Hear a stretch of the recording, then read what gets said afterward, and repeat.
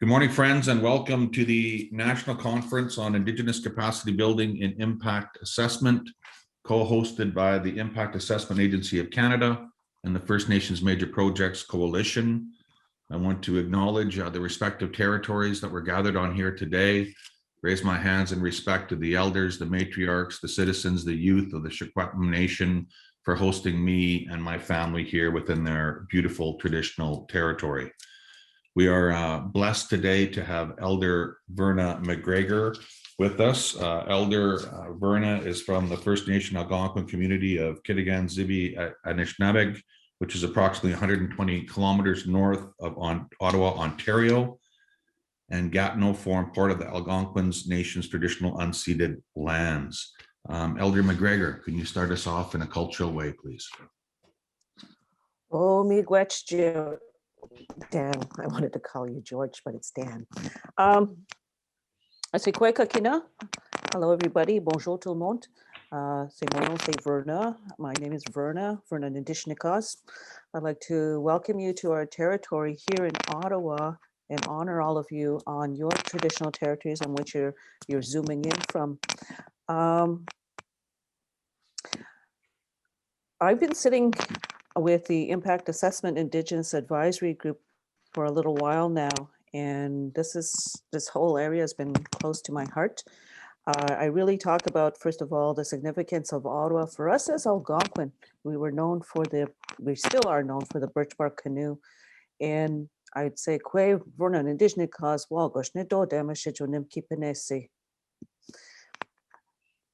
What I say is, my name is Verna, but my traditional name is Wawasijesi, which is another long story. But my clan on my mother's side is Fox, and my clan on my father's side is Thunderbird. Why I'd say that too, as well as prior to colonization, our clan system was based on a watershed. So the significance of Ottawa was Ottawa is an important meeting place because you had the confluence of the rivers coming together from the four directions. If you look on the map of Ottawa, so it was similar to the medicine wheel. And what we would do is we would meet at the Chaudière Islands and talk about what's going on the land in the summer, really too, as well. So we had our form of, through the clan system, we had our form of land management. And I guess we would talk about impact assessments. So again, too, as well, I'm very honored to open the meeting. We're in the age of COVID, coming together on the Zoom. And I said this last week. I said that, you know what it is too, as well, this COVID is reminding us too, as well, how we're all connected. We're all connected by the air that we breathe. The water also connects all of us, and the earth connects all of us, similar to the teachings of the medicine wheel, where you have the four elements important for sustaining life. And for us too, it represents the four directions, the four seasons. It represents your earth walk here, as in the east, the west, the north, the south. You start your journey taking your first breath in your earth walk here as an infant into an adult, and your adult and becoming an elder in preparation to return back to spirit. So at the center of the medicine wheel always represents balance. And I look at Parliament Hill again, and I always say that's the need for balance. So again, too, as well, for us too, the women are the keepers of the water, men are keepers of the fire. And it's that although there's a difference, our understanding is that the male, female balance each other. So again, too, as well, how do we come together here and form of this impact assessment? Impact assessment is being done too, as well, with this COVID-19. They're always measuring the impact of this virus as well. So I honor you in terms of the work that you're going to be doing and coming together in order to share tools, to learn from one another. Also too, as well, by this learning, we can enhance the tools, so that also too, as well, we grow and look after, as the two-legged, we're given the biggest responsibility because we were gifted with language and reason to look after the earth. And it's a reminder of that. So again, to impact assessment is one avenue of that. So I'm going to light a little smudge. Why we do that is, first of all, Angel had offered the tobacco prior to the meeting.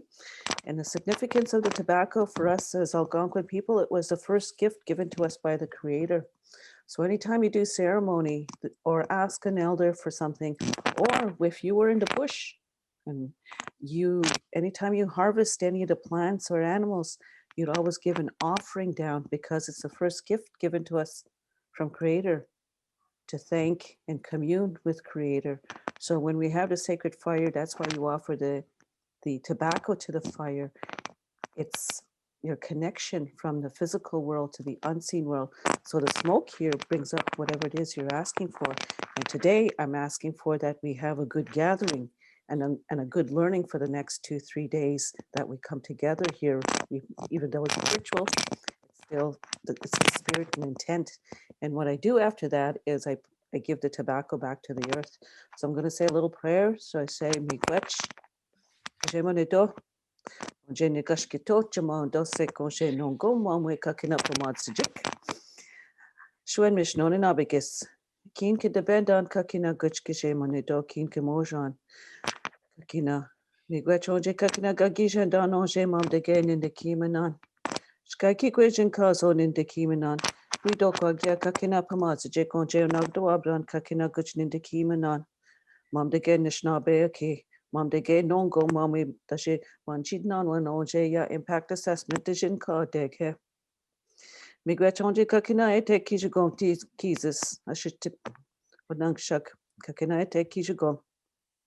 Migret onje nagnokamis non oje nagado abdan kakina guch nebi nebi punk sing saigun CB. I should kichigagam. We do kwagi kwewa gonje nagado abdan kakina guch nebi. Migret onje ya ishkode kakimi yishin. Chimino Abjitoyan, we do Kaginua Gonja Nagdo Abda Kakina Guchish Kude.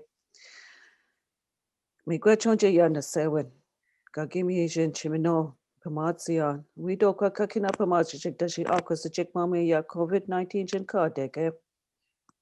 Kanchesh Quatni Gwede Simin Kego Gajeman Adoshich Kana Notchkuchni Gwede Simin. We do Kushinin Abigis. Mia, Miigwech. And all I say is thank you, Creator, for all the creation and allowing us to come together. Thank you for the 4 elements, which is again the water, the earth, the fire, the air, that also allows us to sustain ourselves here. And please guide our relatives well, especially with their meeting today too with impact assessment, because that role is so important. We don't ask things in vain, and we ask that you guide us well in our gatherings today, and that we learn well. And I say Miigwech 4 times, which means thank you for the 4 directions here. And I wish you well. And as you're going through the meeting too, for us too, our understanding is that it's always a reminder with impact assessment, it's the understanding of the interconnectedness of everything, that everything is connected in what we do. So it's not just 1 or 2 or 3 main factors that go into what is impacted. It's that all that knowledge coming together, including the 4 elements. So I wish you well, and I say Miigwech, and say it's back to you, Dan. Miigwech. Miigwech. Thank you, Elder. Angel? Good morning. Hello, everyone. I just wanted to personally, virtually thank you, Elder Verna, for joining us this morning or afternoon on your end. And thank you again for the lovely prayer and blessings and sharing of knowledge and the purpose of why we offer tobacco through ceremony. It sets a nice tone. And again, thank you for that blessing. I wish you well and stay warm. Have a great day, Verna. You too, Angel. Back to you, Dan. Thank you very much. For those of you who have not had the pleasure of meeting, my name is Dan George. I'm a member of the Wet'suwet'en Nation, Gilsehu clan, Big Frog clan of the Wet'suwet'en people. My father clan is the Gitumden, the Bear clan, and I'm joining you today in my capacity as president and CEO of 4 Directions Management.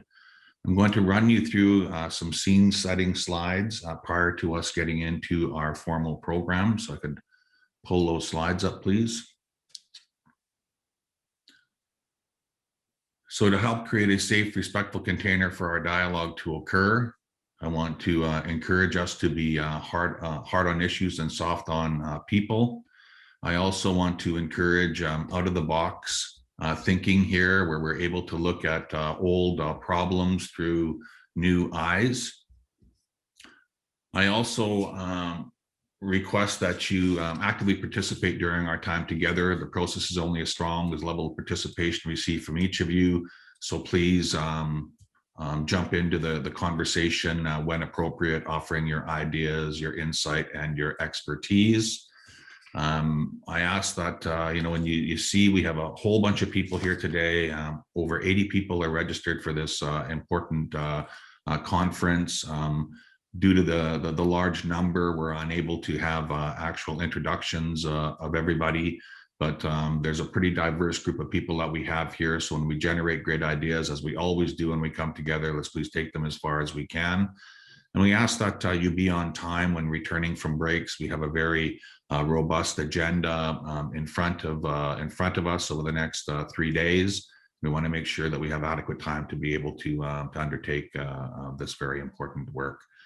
Nodding heads, we good with that in terms of the rules of engagement. I also like to start off with some cartoons, recognizing that laughter is good medicine for us. So I'll, if you can just help me click through these slides, please. Are they up, Kelly? I can see them, Dan. Thank you. So this young girl here is saying she doesn't have anything to wear. And I'm reminded of that when I have my two daughters now, when they were little girls, how they always struggled with trying to find what they were going to wear. Next slide. Sorry. The next slide, I didn't realize how broke I was until someone stole my identity and it ruined their life. There's Angel as my laugh track. Yeah. You see here a signed copy of the Holy Bible. I'm not sure how they pulled that off, but look at your local chapters. You might see a signed copy there. Slide is The next slide, I did this one especially for Angel. This fellow is saying, if I go to that campfire, what could actually go wrong? 30,000 years later, this is what you end up looking like. Next slide. When the server comes to the table while you're chomping on your food and asks if everything's okay, and you're just like full mouth. That happens to me every single time. Next slide. I got myself a senior's GPS. Not only does it tell me how to get to my destination, it tells me why I wanted to go there. My memory is starting to fail me a little bit as I get older. And here's Bernie. Everybody's seen Bernie. And here's how Bernie looks when the Zoom meeting could have been an email. Okay. So thank you very much, everybody, for again being here with us. The conference objectives that we have established are to build awareness and highlight the great work being done by Indigenous organizations across Canada to support the capacity of Indigenous communities in impact assessments. We're going to foster networking opportunities to provide space for Indigenous groups and governance to build relationships, recognizing at the end of the day, it's all about relationships. And thirdly, we want to share impact assessment tools and supports that can be used amongst Indigenous organizations and communities. Grateful again to be here with you today. And we have a very fulsome agenda. I'm not going to walk through all 3 days, but today we're going to be hearing from representation from the Indigenous Advisory Committee. We're going to have some welcoming remarks from our conference host. We're going to talk about questions and answers based upon the program. We're going to hear from Honorable Jonathan Wilkinson, the Minister of Environment and Climate Change. We'll also be receiving a presentation from Patricia Brady. And again, we'll be making time for you to be able to ask questions throughout our time together. And we'll be ending our session today at 2:30 p.m. if you are on the East Coast. We have, this is a bilingualism conference. You know, there's many different moving parts here. People are situated in different parts of the country as well. So please note that this conference is being hosted in both French and English. Materials have been translated and we have interpretations providing live translation throughout the event. And for more information about accessing the French translation live audio line, please contact Andrew at the 2G group of companies, or let us know via the chat and we will assist you. I now like to turn to Angel Ransom to introduce Sue Chiblo. Angel. Thank you, Dan. Good morning, everybody. I am just wanting to introduce my colleague, Sue Chiblo, who is a member of the Indigenous Advisory Committee. She and I both actually sit on this federal committee to assist with the new legislative change review process that is currently happening under Bill C-69. And so I would like to turn it over to Sue's video presentation for everyone to watch. Thank you.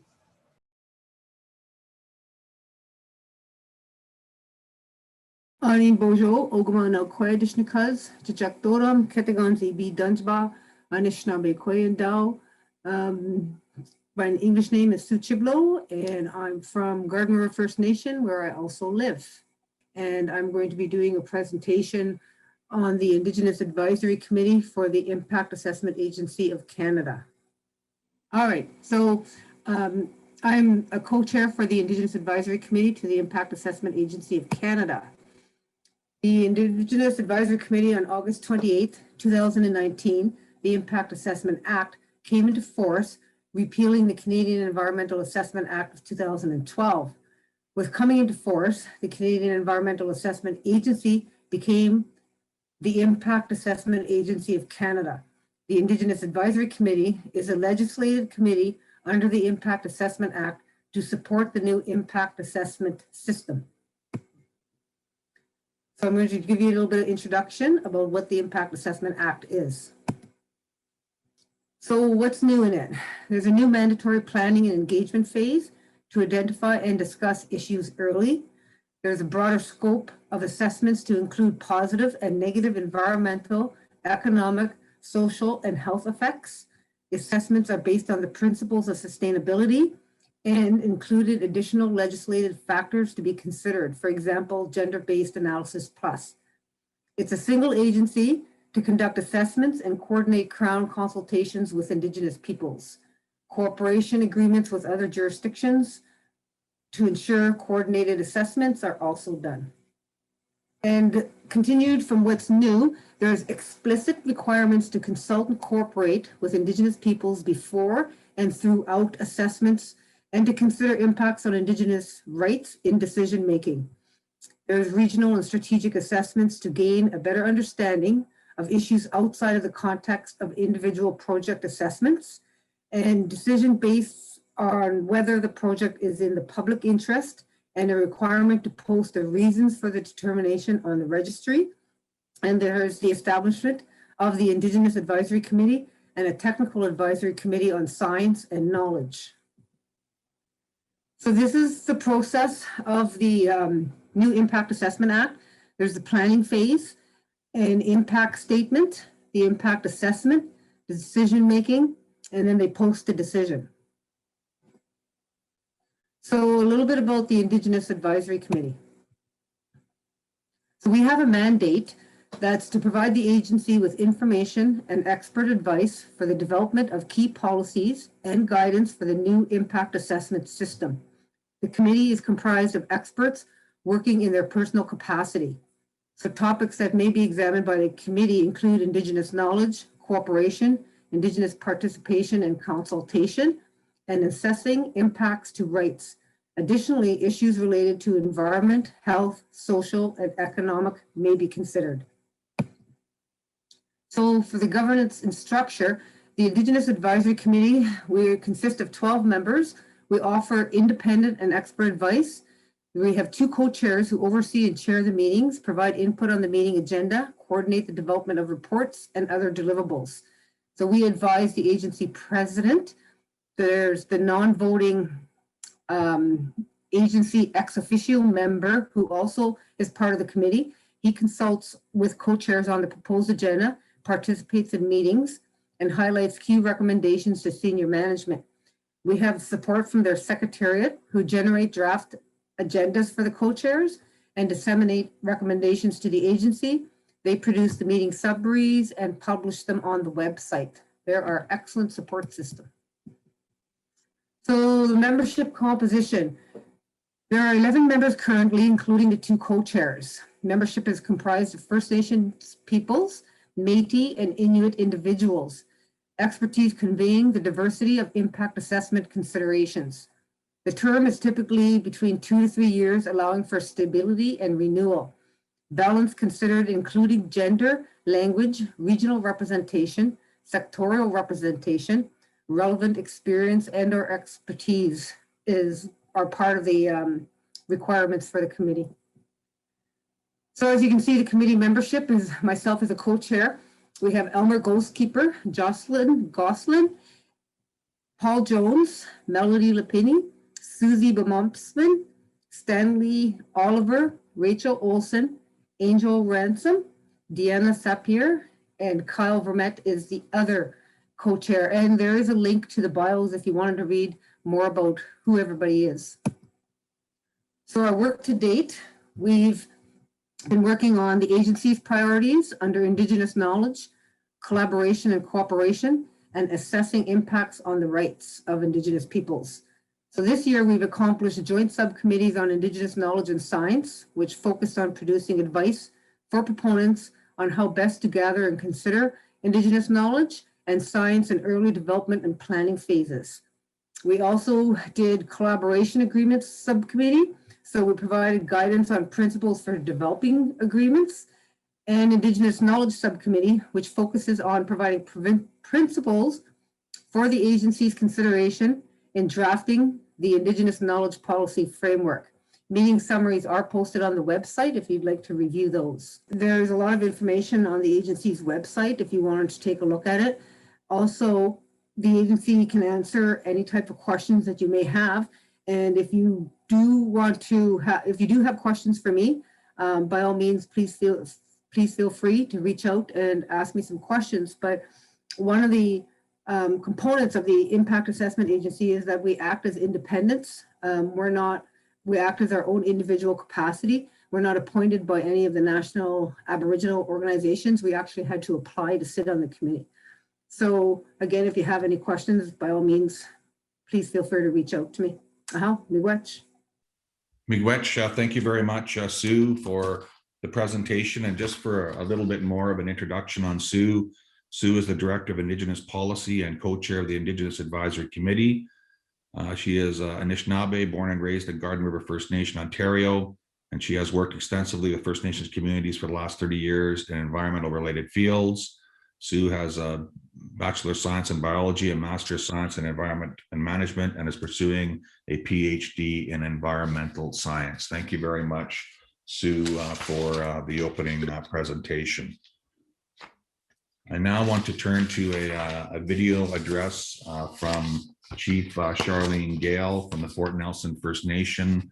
Chief Gale is the chair of the First Nations Major Projects Coalition. Thank you.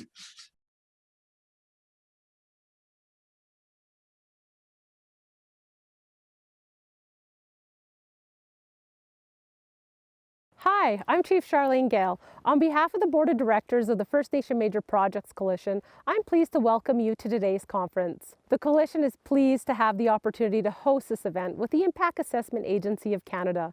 As Indigenous people, the land is our identity. The land grounds us, our culture and way of life. Our participation in impact assessment provides the opportunity for our communities to ensure our interests as Indigenous people can influence project outcomes. We are developing the tools and processes that will ensure our traditional knowledge and community values can drive our approach to impact assessment. This conference provides us with the opportunity to meet each other and to share our knowledge and tools. I hope you enjoy these experiences and gain useful information to take home with you. Masi Cho. Masi Cho, thank you very much, Chief Gale. I'd now like to turn to Neil Edwards, the Executive Director of the Major Projects Coalition. as well as Angel Ransom, our Director of Operations. Nilo? Thank you, Dan, and good morning to everybody. It's a pleasure for me to be here and to welcome you to this conference. Certainly, Angel and I, on behalf of the First Nations Major Projects Coalition, are very pleased to be hosting this in partnership with the Impact Assessment Agency of Canada. We hope that you are able to take away a lot of valuable information from today's event, that you're able to meet new people and build new beneficial relationships in impact assessment. So I'm not going to say too much more than that. It's again a pleasure for me to be here and to take this in. And I'll just turn the floor over to my colleague, Angel Ransom, to say a few more words. Thank you. Good morning again, everyone. I would like to take a moment just to formally introduce myself. Again, my detailed information is included in the biographies that I'd sent out in an email earlier this morning, but I am Angel Ransom. I am from the community of Nak'azdli-Watan, which is in central British Columbia, and I am from the Quanba-Watan clan, which is the Caribou.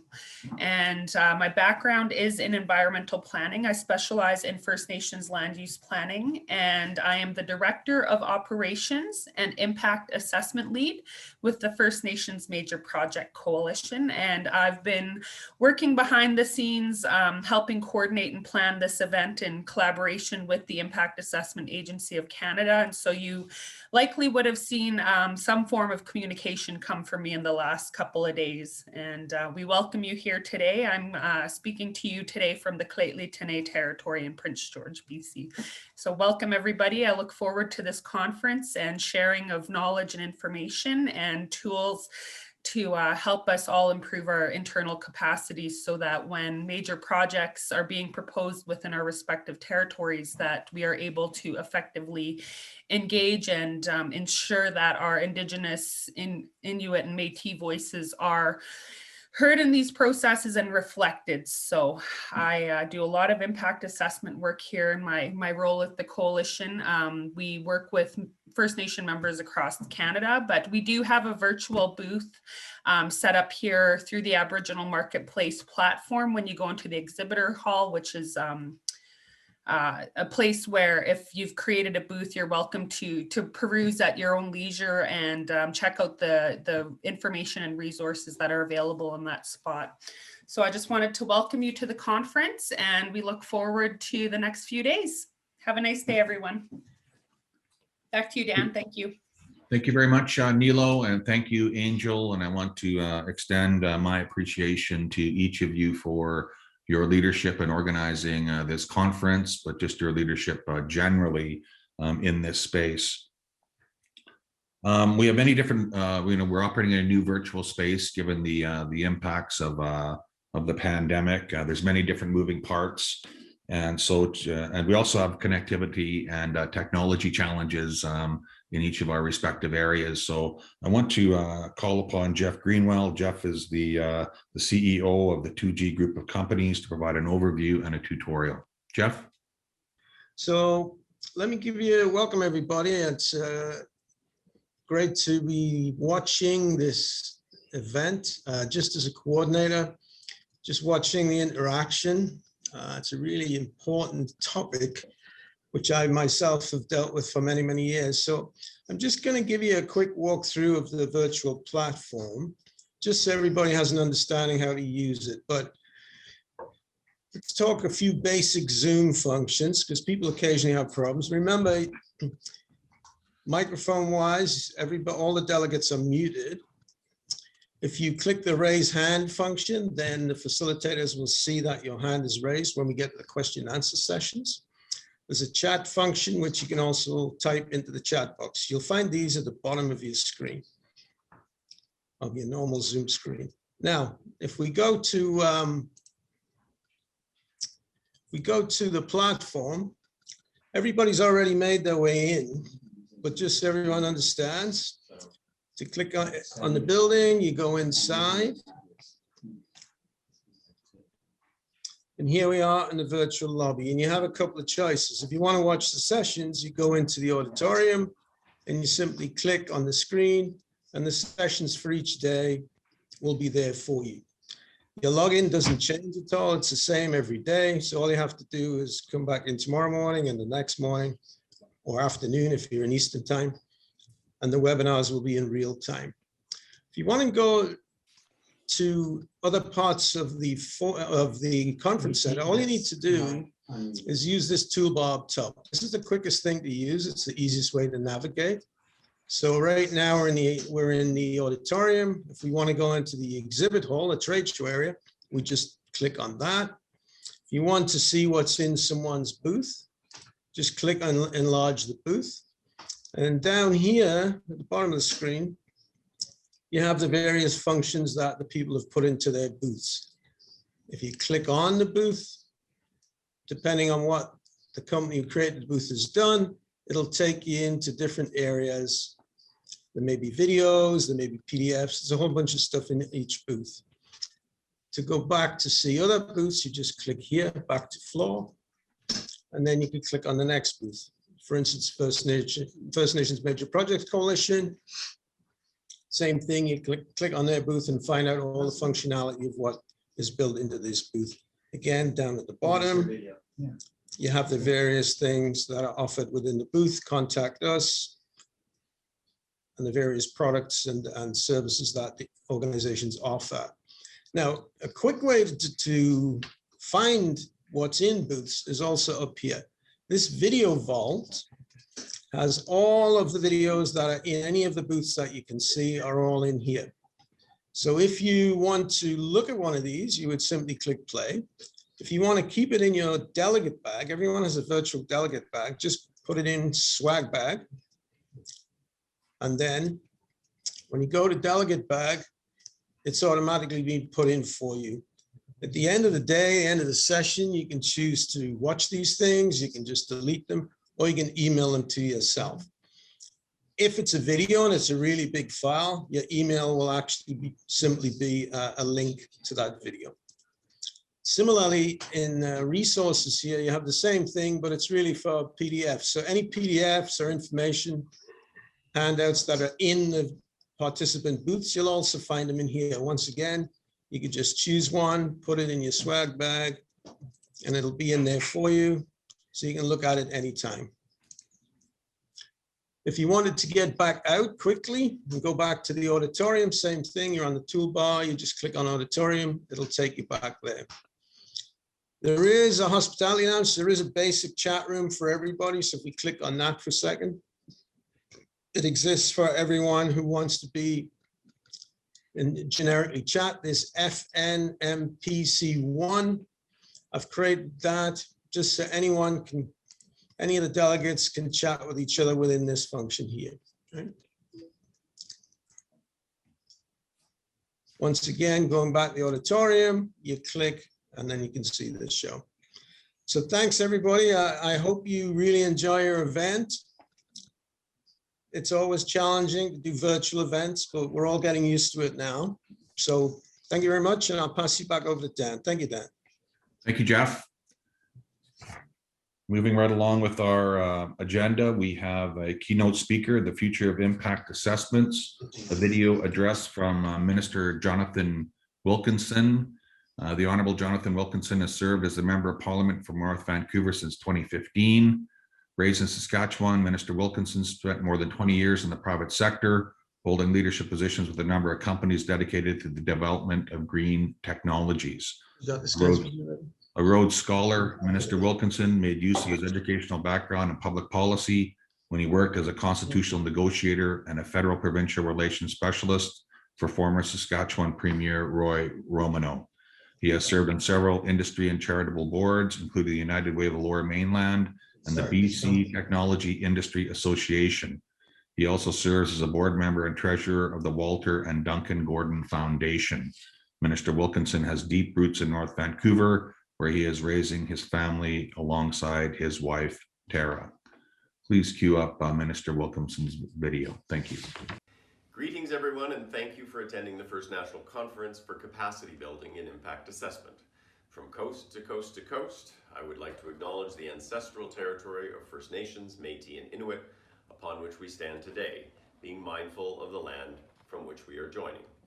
I am speaking to you from my constituency of North Vancouver, which is on the traditional and ancestral territory of the Musqueam, the Squamish, and the Tsleil-Waututh people.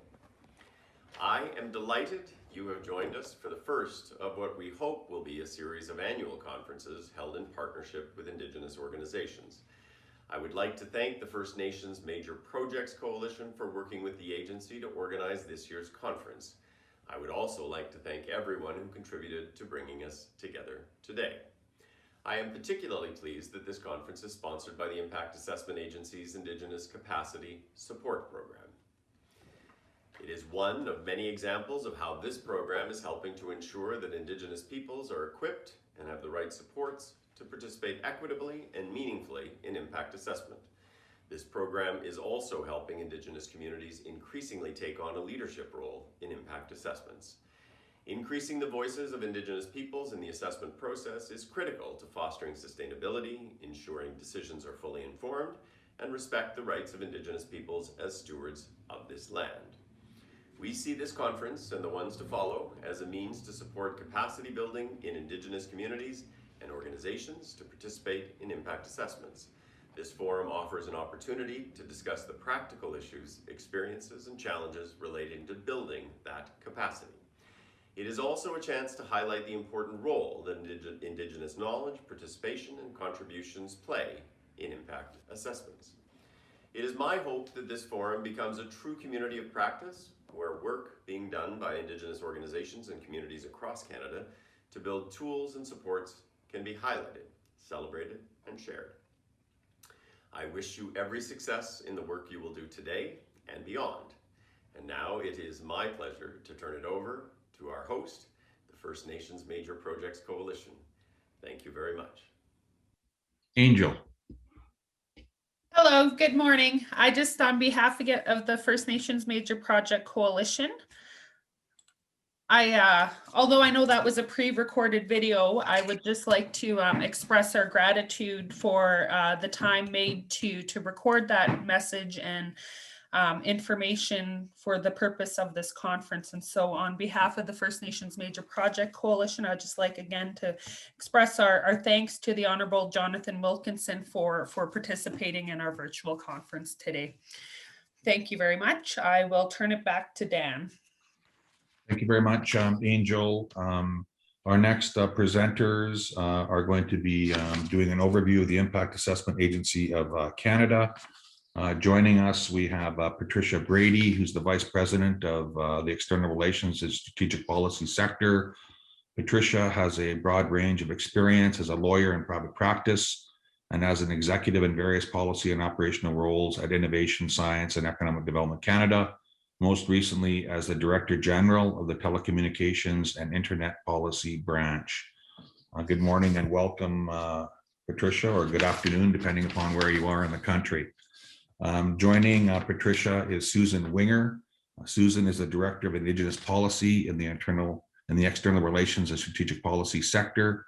Prior to joining the agency, she worked for more than 20 years with Crown Indigenous Relations and Northern Affairs, most recently as Partnerships Manager, Consultation and Accommodation Unit. Please join with me in welcoming Patricia and Susan. Thank you. I believe the Vice President Patricia is having some log on issues at the moment, so I will just turn the floor over to Susan first.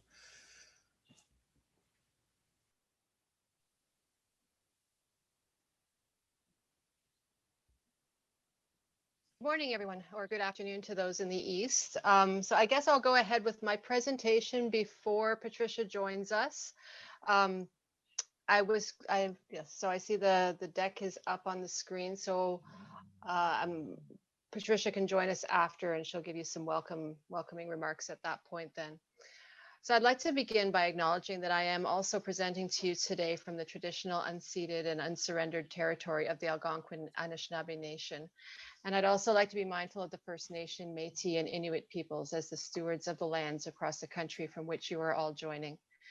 And thank you to Elder Verna for sharing your words of wisdom to ensure that we're starting this event in the right way. So thank you all for attending the National Conference on Indigenous Capacity Building and Impact Assessment. It's the first community of practice event funded through the agency's Indigenous Capacity Support Program, which the agency intends to hold annually in collaboration with Indigenous partners. You can move to the next slide then with the objectives of the presentation.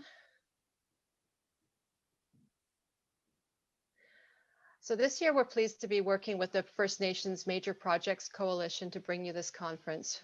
And I'd like to thank them particularly for the significant, meeting the significant challenges posed by pivoting to a virtual event kind of late in the day to ensure that we can continue to make progress in the difficult environment that we're all facing right now. So today I'd like to take some time to provide you with an overview of the work of the agency's funding programs, and the agency's training on impact assessment. I hope that this information will help you as you think, as we proceed through these 3 days, about your needs as partners and participants in the assessment process. So we can move to slide 4 now. So the Impact Assessment Agency of Canada is responsible for conducting impact assessments under the Impact Assessment Act. The Act sets out a process through which the Government of Canada assesses the potential impacts of a major project in order to inform its decision whether to allow the project to proceed. The Act came into force on August 28, 2019, replacing the Canadian Environmental Assessment Act, or CA 2012. The new Act includes provisions specific to Indigenous peoples for greater participation and partnership in the process, and to ensure the rights of Indigenous peoples are protected and respected. There are also fundamental changes in the Act that provide an important framework for that relationship. So these are listed there on the slide in front of you. So fostering sustainability, integrating scientific information and Indigenous knowledge, meaningful public engagement, reconciliation and partnership with Indigenous peoples, one project, one assessment, and predictability, transparency, and timeliness. These are all the principles that the agency is committed to under the new system. Next slide. So this slide shows the specific sections of the Act that relate to the Government of Canada's goal of advancing reconciliation with Indigenous peoples. Together, they help us go beyond the legal duty to consult. So key changes include that the Act now requires the government to consider any impacts on Indigenous peoples and Aboriginal and treaty rights at key decision points. The requirement to consider impacts on Aboriginal and treaty rights is now explicitly a part of the Act. And there's a broader scope of impacts to consider, such as health, social, and cultural. And all of this leads to a more holistic assessment. And at the heart of it all, as you see in the graphic, is respecting the rights of Indigenous peoples and greater opportunities and capacity to participate in impact assessment. So the next slide. So the Act also requires the agency to consult explicitly with potentially impacted communities from the start of the process. This slide shows some examples of topics that may be of interest to Indigenous communities when you're being consulted. The agency's consultation practitioners want to hear from communities about how they want to be consulted. You may choose to use the topics on this poster to guide your comments to the agency. So there's such things as, what are your community's consultation objectives? How do you want to be engaged? For example, in person or by teleconference? Are there opportunities you'd like to pursue to collaborate on or co-develop parts of the assessment? Are there dates that should be avoided for meetings? What are your internal protocols and procedures? How do you want to involve specific populations in the community? Elders, women, youth, for example. Will you want to share Indigenous knowledge? And if so, how? How would you want to participate in data collection? And finally, what are your translation needs? So the answers to these questions can help you think about how the Indigenous Capacity Support Program could be used to help address these or other issues related to impact assessment that are important to your communities. So the next slide. This is a graphic that highlights the kinds of activities that take place during each phase of the impact assessment. And this can be useful to help community members and the public conceptualize impact assessment. So I'll spend some time here to help you think about the kind of capacity that you may need to participate in each phase. So at the core of the assessment in the circle is the various elements that are looked at as part of an assessment towards the goal of fostering sustainability. So assessments look at environmental considerations just as they did under SIA 2012, but the new Impact Assessment Act also explicitly requires the agency to look at the economy, health, society, and Indigenous rights and culture. So then you can see in each of those little spokes that sticks out from that center circle, each of the phases of the assessment process, and some illustrations of how your communities may be involved at each step of the process. So starting with the planning phase on the left kind of top side of that graphic, this is a new feature of the Impact Assessment Act. The agency will engage with your communities to talk about how the assessment should be conducted and seek your views on what needs to be looked at. So what is important to your community, and also how would you like to be involved? So you'll see here, there's in blue, a bunch of reports that come out of this phase. And these are the plans which set up how the subsequent phases will be conducted. So this includes most notably the guidelines that go to the proponents that tells them what studies they need to undertake and how. And it also includes an Indigenous engagement and partnership plan that specifies which communities would be consulted and how they may participate. In the study phase, which is the next spoke underneath, or next section underneath that, you'll see in the illustrations activities on the land, discussions and analysis led by proponents. In this phase, your community may be working closely with the proponents on studying potential impacts, traditional land use, consulting knowledge holders, and potentially leading your own studies. During this phase, the agency may also be meeting with you to start the consultation process. So the next section, assess. In the assessment phase, you'll see a picture there of the impact statement moving from the study phase into the assessment phase. So this contains the results of the proponent's work in the study phase. And it's this report that the agency uses to conduct the impact assessment. The illustrations here focus on dialogue with the agency and communities about mitigation measures to address impacts and conditions that the government may put on the proponent if the project is approved. It's important to note that the agency works with community leadership. Consultation with membership occurs primarily through leadership, although there is general public consultation also available to individuals. So you should be thinking about how you would organize your communities to consult internally during this phase. The results of this phase are captured in the impact assessment report. And that's what you'll see as you follow the yellow line. That's the next report moving into the decide phase. This is the report that's considered by decision makers. In the case of agency-led assessments, that would be our minister. And in the case of panels, then that would be the federal cabinet. So your community's views will be captured in this report. And this is input which could be drafted directly by your community. So lastly, if the project is approved, there are opportunities for your communities to participate in monitoring activities. So that's what you see at the top right corner of that graphic. You'll see the construction activities happening, and then opportunities for people to be out on the land and participating in the monitoring. So moving ahead to slide 9.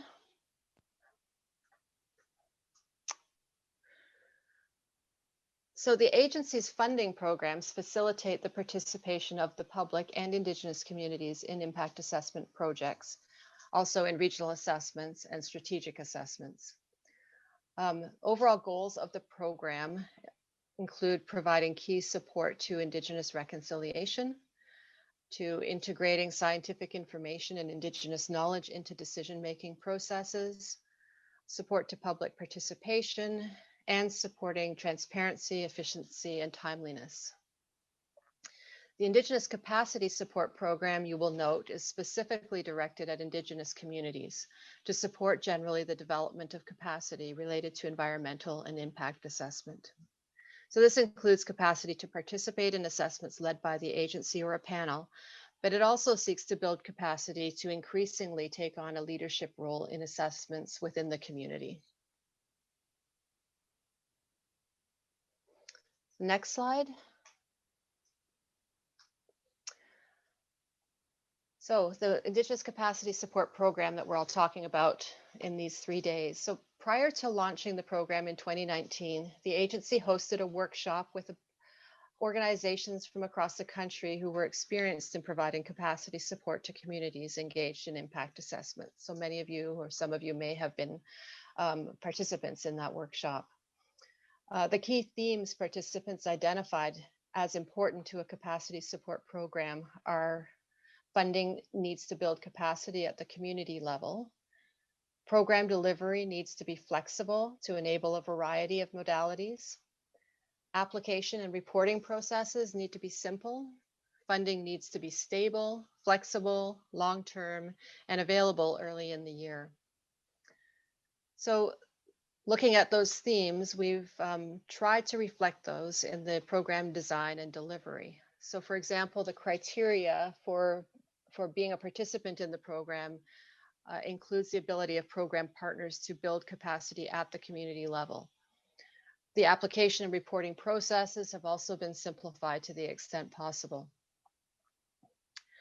The priority activities listed here on this slide also reflect what we've heard for participants as important to building community capacity. The priorities may change over time, but for the current years, we're focusing on activities that support the development of governance structures within your communities and among communities, building expertise in communities on the new Impact Assessment Act, and also tools development. So events like this will help our partners to share and adapt from each other what has been developed across the country.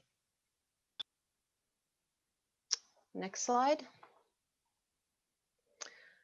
So in setting up the program, we've divided into 3 funding streams. So this reflects the need that was identified to us for program flexibility, so that there would be a variety of modalities for delivering funding.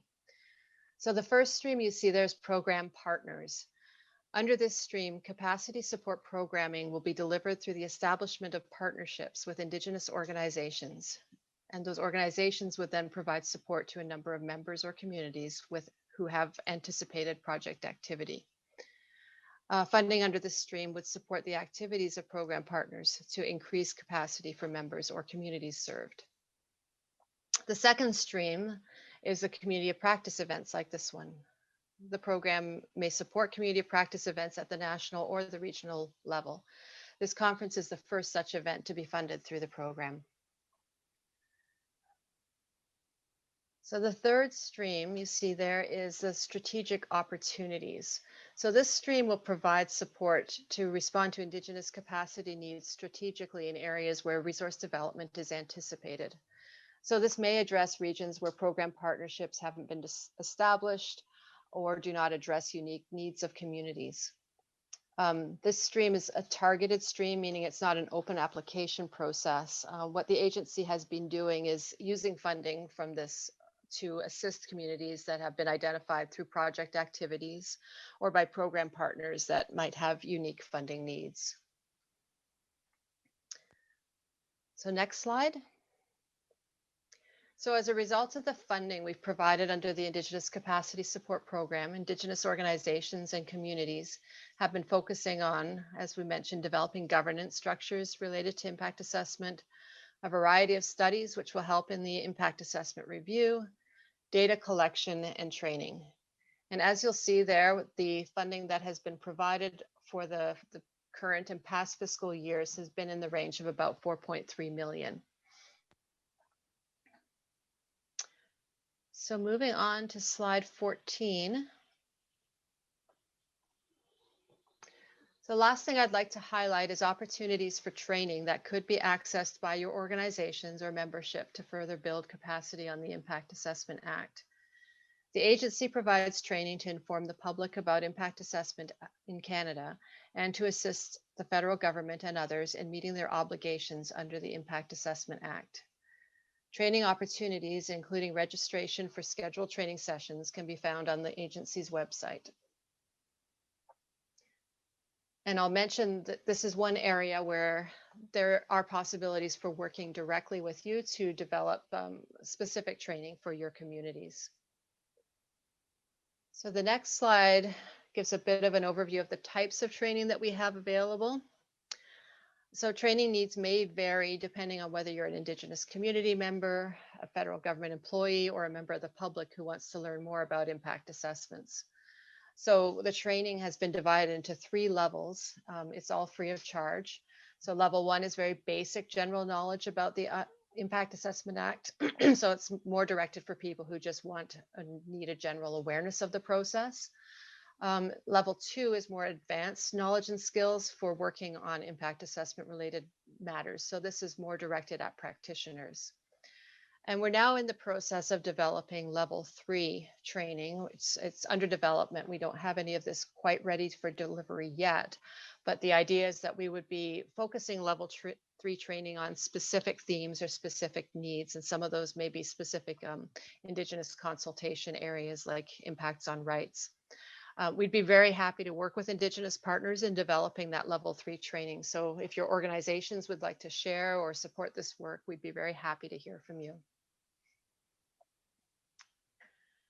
So the last slide, if you'd like some further information related to the agency, please don't hesitate to contact us using the links provided here. We also have a booth at the conference where you can find more products.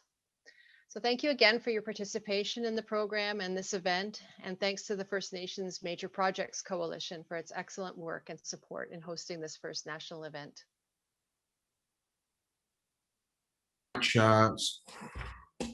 Thank you very much, Susan. Can you guys hear me? You heard that Yeah. Thank you there, Susan? Yes, I did. Excellent, great job. Is Patricia Brady with us? I am here. Okay, over to you, Patricia. Thank you for being here. All right, great. So this was meant to be an intro, but you're already ahead of schedule, which is great, I guess. So it'll be a bit of a recap and a thank you to Susan. So hello, everyone. My name is Patricia Brady. I'm the new Vice President of External Relations and Strategic Policy at the agency. It's a real honor for me to be here with you today. I'd like to begin by acknowledging that I'm sitting here in Ottawa, which is the traditional unceded and unsurrendered territory of the Algonquin Anishinaabe Nation. As you heard from Minister Wilkinson earlier, today's gathering is a forum where practical issues, experiences, and challenges around building capacity to participate in impact assessments can be discussed, but it's also an opportunity to network, such as it is these days, and to share and celebrate the tools and knowledge being developed collectively across the country. The agency is very pleased to be a part of this effort. Our work at the agency aims to integrate the Government of Canada's Crown consultation activities into the impact assessment process to the greatest extent possible. We're guided by the principle of the honor of the Crown, and we're dedicated to furthering reconciliation with Indigenous peoples. We recognize that Indigenous peoples are key partners in project assessments, and Indigenous peoples must therefore be meaningfully consulted and involved in the assessment of designated projects that may adversely affect Indigenous communities and the exercise of their rights. This means ensuring Indigenous peoples have the resources, expertise, and support to effectively engage, to partner, and to lead in these assessments and consultation processes. The work of my sector helps foster this type of capacity building through its funding programs, impact assessment training programs, and engagement initiatives that Susan has already told you about. The key focus of our work is on building agency partnerships with Indigenous peoples to advance the development of policies, guidance, and regulations together. We recognize that knowledge building is a two-way street, and if we're to effectively work together, as an organization, we need to better understand Indigenous cultures and ways of being. To that end, our Indigenous Policy Division, which Susan leads, has facilitated the delivery of Indigenous cultural awareness trainings to sector staff and to all of the agency's executive leadership team. I'm very proud of the work our Indigenous Policy Division and the First Nations Major Projects Coalition have done to make this conference possible, especially in light of COVID restrictions. So it's with great pleasure that I now thank Susan Wright, the Director of our Indigenous Policy Division, for providing a bit more detail on the agency and the work that we're doing to support capacity building with Indigenous communities. Merci beaucoup.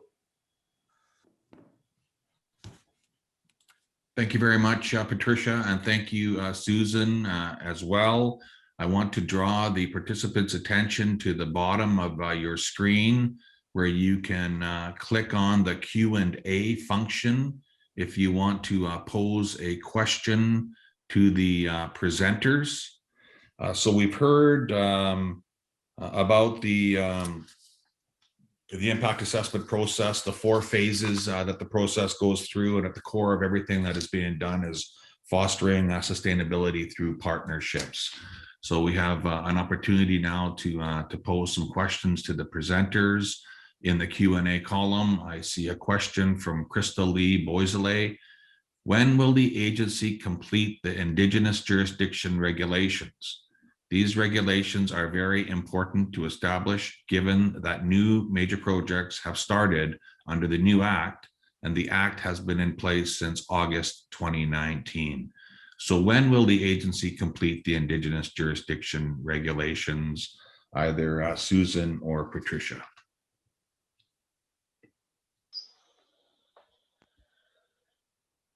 So I can take that question. I'm not sure, am I on video? Yeah, there you are, Susan. Okay, Yeah. great, thanks. So as you can appreciate, it's a lot of there's a lot of considerations and work that needs to go into the development of regulations that are this complex. We did spend about a year out engaging in 2019 and into 2020 before the pandemic hit, to hear from communities about what their interests were in relation to, taking on more leadership in impact assessments. So we're currently in the process of looking at what we heard in those engagement sessions and thinking about what's possible under regulations and how we can address what we heard. And we're hoping to come out very soon and provide a bit of an update on next steps on on how the process will unfold from here towards developing those regulations. Thank you, Susan. And thank you to the question from Crystal Lee. Again, I draw the participants' attention to the Q&A function that's at the bottom of the screen.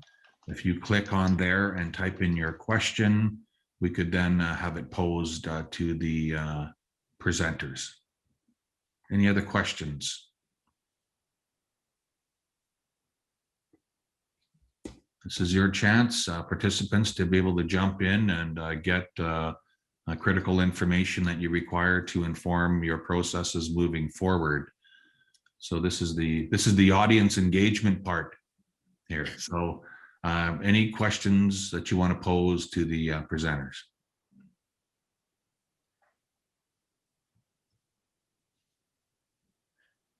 Angel? Nope. Just listening to the silence here, but. Okay, I'm getting comfortable with silence. I can provide a bit of a supplement to my last answer while we wait for more questions to come in. Please, Susan, go ahead. I should have mentioned that already up on our website, we have guidance around collaboration with Indigenous peoples in impact assessment.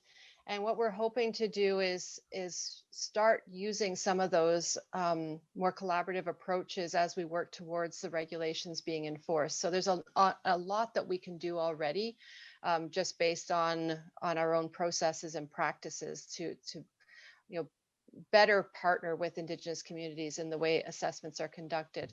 So I really encourage people to look at that guidance. We can provide links to anybody who needs it, and to think about how you'd like to be involved. And there's even possibilities of developing agreements before regulations are in place that would set out kind of like a consultation protocol, how we would work together on assessments in the future within your traditional territories.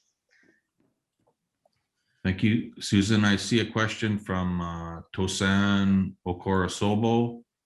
Hello, I'd like to know more about the First Nations Major Projects Coalition.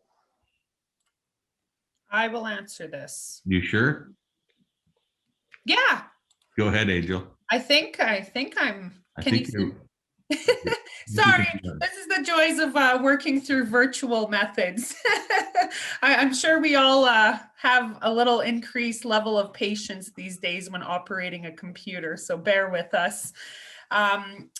I didn't want to get too far into who the First Nations Major Projects Coalition is as an organization, simply because our focus here today is about impact assessment best practices. And we do have a booth, but the short of the long is we are a nonprofit, non-political, non-industry specific organization run by Indigenous people for Indigenous people across the country to assist providing advisory services and capacity development if First Nations or Indigenous groups across Canada who are members of the coalition seek to assess major projects and or develop projects of their own. So we are an advisory service to First Nations to help them get through impact assessments of major projects. And should they want to seek something like an equity position, we assist with that as well. But I can talk to you more about that offline. Should you want to know more, you're welcome to reach out to me through email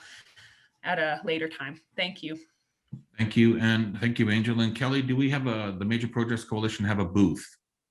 Yes, we do have a booth set up where we have highlighted some of the projects that we have worked on, and those particularly relating to Indigenous participation and impact assessments. That's some of the work that was led by Angel and the Environmental Stewardship Technical Team. So if you click on our booth, you will find a report that was written as well as complimentary series of videos to help share more information on this topic that were commissioned by the Major Projects Coalition for an Indigenous audience specifically to help encourage their participation in this important work. And then we also just have more information about the organization in general and how you can best contact us. And that can also just be found on our website in general at fnmpc.ca. So we've tried to really take some of the more specifically tailored information relating to Indigenous involvement in impact assessments in our booth. But the Major Projects Coalition as a whole has a whole range of projects that it participates in, and that can be found more broadly on our website. Thank you very much. We have a question from an anonymous attendee. For those of us not familiar with the jurisdiction assessments regulations, would you be able to explain what they are, please? Yeah, apologies. I should have started my answer with an explanation of those regulations. So I'll just kind of back up to the engagement that we did leading up to the new legislation. One of the things that we heard from Indigenous communities was concerns around the way jurisdiction was defined in SIA 2012. So the Act set out a definition of jurisdiction, and the reason it does is to set up opportunities for cooperation on assessments with other jurisdictions that may also be conducting impact assessments. So in SIA 2012, the definition only applied to modern treaty and self-government contexts due to their responsibilities in relation to environmental assessment. But we heard a lot of concerns about the fact that that was so restrictive. Another of the issues that we heard a lot about was the inability of communities to lead their own assessments and to have enforceable powers for leading assessments. So the new legislation, the Impact Assessment Act, contains provisions that would allow the minister, once enabled by regulation, to sign agreements with communities. And through those agreements, the minister would empower communities to exercise the powers under the Act, the federal powers. So to compel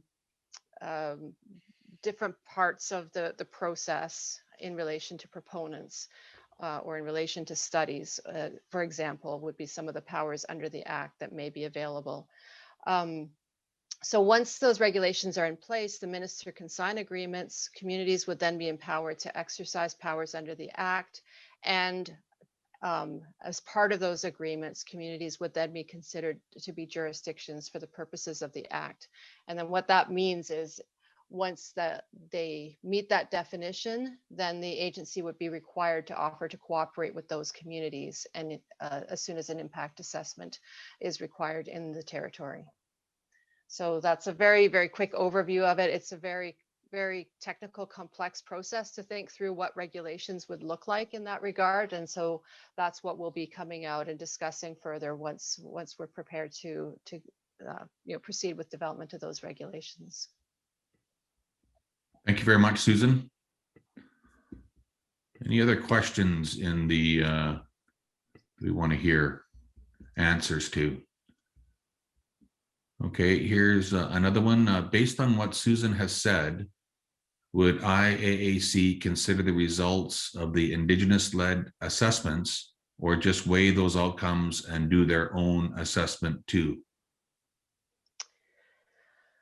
So we're still figuring that out. It will depend on what's in the regulations, exactly how the assessment process will work once communities are exercising those powers under the Act. So like the whole interplay between what the agency does versus what the community does and how that informs decision making at the end is all still to be worked out. What I can say is that already under the Act, there is a requirement that we consider any Indigenous-led assessment. So even before there's regulations in place, some communities are taking it upon themselves, working with proponents, doing their own assessment work, and the Act requires us to look at those assessments as part of our process as well. Thank you, Susan. Okay. Any more questions from the participants? We're ahead of schedule, so we could handle probably another 35 questions. If you want to jump in. I'm not sure if I can. Any further questions for Susan? Not you, Trevor, either. I see you getting ready to try and ask a question. Any further questions? You might want to explain that we work together. You're not just cutting off Trevor. Trevor is one of our teammates, and Dan likes to bug us all. Yeah, really, eh? Who is that facilitator? He's just mean to everybody. Yeah. Okay. No further questions? No further questions? Okay, seeing none, that wraps up day one of our session. I want to draw your attention to tomorrow's session, again, starting promptly at 12 p.m. Eastern Time. We are going to be having a cultural performance from the Thundering Eagle drummers from Prince George, British Columbia. We're also going to be having a presentation from Kim Jorgensen from Mattawa First Nation on knowledge building and impact assessment training via video. We're going to hearing about Indigenous leadership and impact assessment via video. We're going to be joined by a very dynamic speaker from the Squamish Nation, Chief Ian Campbell, and Sunny Labordier from Sunny Labordier and Associates, and they're going to be sharing with you some of the activities that their nations undertook related to environmental assessment. We're also closing our day looking at impact assessment tools and resources via video.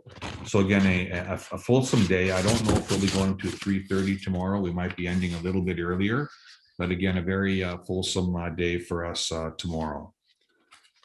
Anything you would like to add, Angel, or others from the agency prior to us wrapping up today's session? Angel? I just want to say thank you again to all the participants for joining us on our first session of 3 over these next few days. And I hope today was good in providing some context as to the purpose of why we are doing this event and bringing us all together. Again, just thank you for participating, and also thank you for your patience if you were experiencing any technical challenges around logging in or sound. It's just part of the virtual world we live in these days. So we try to, on our end, make sure everything runs smoothly, but sometimes things are just beyond our control. So that's just part of the experience, I guess. And I look forward to tomorrow to really getting into hearing from other Indigenous, Métis, and Inuit groups about their examples and how they're navigating their way through these impact assessment processes. So again, thank you, everyone. And we look forward to having you join us again tomorrow morning. If you're having any technical difficulties, I would just like to again, remind you to reach out to either Jeff or Andrew. I am available if need be, but they are technical folks that are working in the background to assist us with those challenges if they present themselves. So again, thank you and welcome. So I'll pass it over to Susan just to see if she has any closing comments for today. No, thanks, Angel. I think it was a really good first day, and thanks for getting this all going. It's been actually pretty seamless considering it's our first try at this. So really looking forward to tomorrow and to more dialogue. And myself and several others of my team are all going to be participating throughout the next 2 days. So if there's any other questions that people think of after today, please feel free to raise as we go throughout the 2 days. Okay, take care, everyone. Bye. Thank you. Just one second. Oh. 1 second. I want to offer some comments from Charlene Gale, the chair of the First Nations Major Projects Coalition. Mussy Cho, hi everyone. Thank you for attending today. Joining in from Fort Nelson First Nation in the northeast corner of British Columbia, Treaty 8 territory. It's a cold -36 here today, -44 with the wind chill. Enjoy the conference. Good job to all the presenters. We did have references to the Aboriginal marketplace. And Jeff, maybe given that we have some time here this morning or today, could you please give an overview again about the Aboriginal marketplace?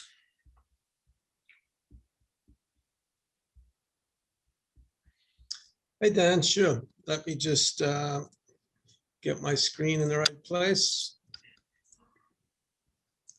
And I'll be right with you.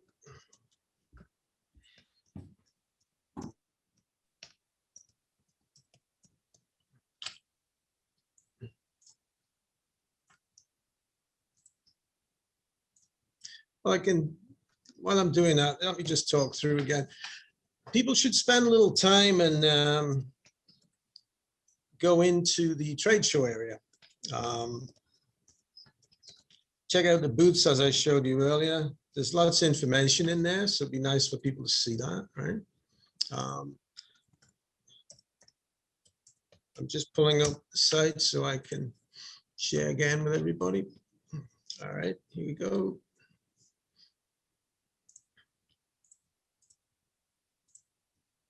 Let me just share my screen. Okay, once again, you just click to go inside. Everybody knows that today we were in the auditorium and you just go into the auditorium to watch the sessions. When you click on this tomorrow, the webinar will open at 9 a.m. or noon Eastern time. So you just click on it, it'll take you in. It's in real time, so if you don't quite get there in time, you will miss the first little bit, right? So try and be there on time, everyone. Going back to the exhibit hall, once again, all you have to do is click on a booth, brings it up.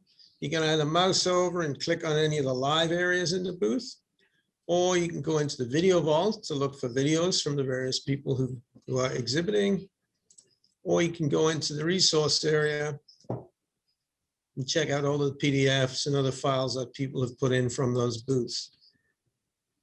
Anything you choose, it once again, let's say I want to look at this, I put it in my swag bag, and then at the end of the session, before you log out, just go review your swag bag, make decisions on what you want to keep, maybe what you want to forward to yourself. If you want to view it right now, you can do that. And then at the end of the session, your bag will automatically wipe itself, and then it'll be clean again for tomorrow. I think that's about it, Dan. Again, there's a hospitality lounge, which everyone can chat in. Obviously, there's a chat function within Zoom anyway, but you can go into the chat room and you just select the FNMPC1. And this chat here, general chat for any of the delegates who just wanted to chit chat amongst each other.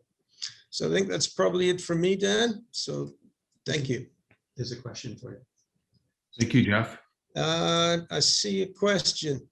Will booth information be available following the conference? Yes, absolutely. We will keep it there. People will have, just so people know who are in the event, we're not going to remove your access to the platform. You'll have access for at least another couple of weeks. So you'll be able to go in, those booths will still be there. You'll be able to go in and get that information anytime you want. That was a question from Mary. Thank you very much, Jeff. Thank you, Mary. Elder, did you? Sorry, Dan, for my interruption. I just following up to the question about materials being made available after. So the First Nations Major Project Coalition and the agency are currently just figuring out exactly where we're going to place those on either one of our respective websites, but I will make sure to follow up through email after the event to direct people to the appropriate website of where these tools can also be found outside of the Aboriginal Marketplace virtual platform. Thank you. Back to you, Dan. Thank you. Elder, are you wanting to offer some closing comments? You're muted. Can you unmute the Elder, please? Can't hear you, Elder.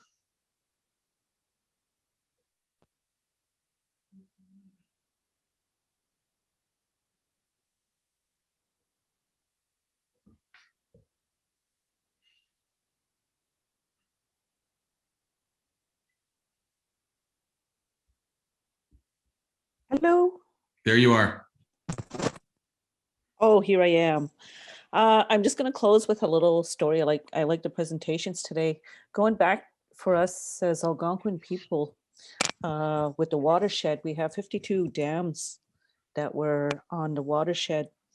And back then in the early 1900s, they had no environmental assessment. So for example, on the Ottawa River, it ended up wiping out the American eel, which was a major food source for us too, but also the other ecosystem, because the eels migrate to the Atlantic Ocean and become a food source for the whales and whatnot. So here we are. And then about 3-4 years later, they were upgrading the dam at the Chaudière, so Ottawa Hydro came to meet with the community. And again, we kept raising the issue about the loss of the eels. And what resulted from that is that they ended up putting in a fish elevator to help the baby eels migrate. So I said, that's what reconciliation's all about as well. It's not just reconciliation with what was done to us too, but it's also reconciliation goes deeper also to what we have done as humans in our development to the animals and the impact on the land and the connection with everything. So here we are. So I said, that's why I think these meetings are so important. The other one is my past work was the ECDEV officer for my community. And one of them is we created the sugar bush, which is the Awazibi maple syrup. And we started at 10,000 taps at that time in 2000. And we had an environmental assessment. And the environmental assessment too as well, one of the impacts was the bears. And we had this non-native consultant come in and he said, well, we'll just shoot the bear. And the elders got really upset and said, we got to remember, we're the ones invading their territory. And so instead, we recommend the remediation and mitigation is that you move them. And that's what we had to do, is also, I said, out of respect, you don't do that. So again, it's that understanding on an environmental assessment. So I like the conversations here in terms of also how can you bring in the grassroots knowledge as well. So on that note, I'm just going to say a little prayer, and I say, Miigwech.